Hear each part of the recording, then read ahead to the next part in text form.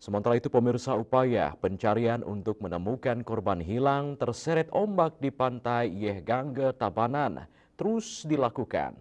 Saat ini belum diketahui keberadaannya korban yang diketahui bernama Ikomang Sastra, 12 tahun, warga Banjar Jambe Baleran, Desa Dajan Pekan, Tabanan.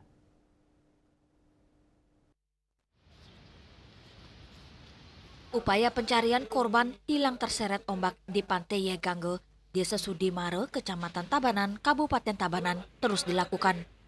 Peristiwa tersebut terjadi pada Kamis 28 Mei 2026 saat korban pergi ke Pantai Yehgangge bersama seorang temannya.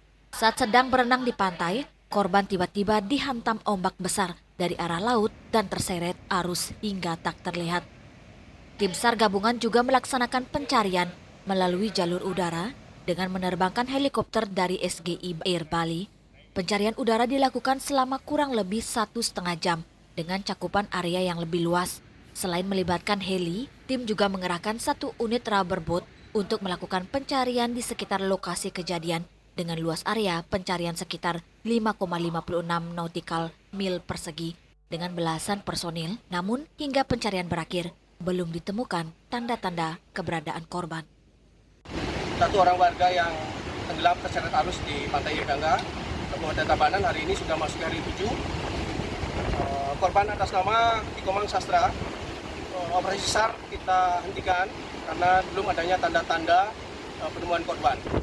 Dan kita sudah bersama dengan stakeholder, bersama dengan tim SAR gabungan dari BPBD Kabupaten Tabanan, Polres Tabanan, Polsek Tabanan, Brimob Batalion B Pelopor 5, Buana Bali Rescue, Porari Bali, dari Sardok Indonesia.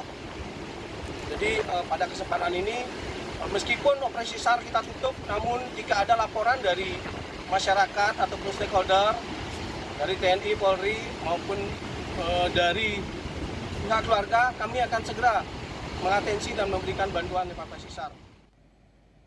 Raiswantara, Bali TV.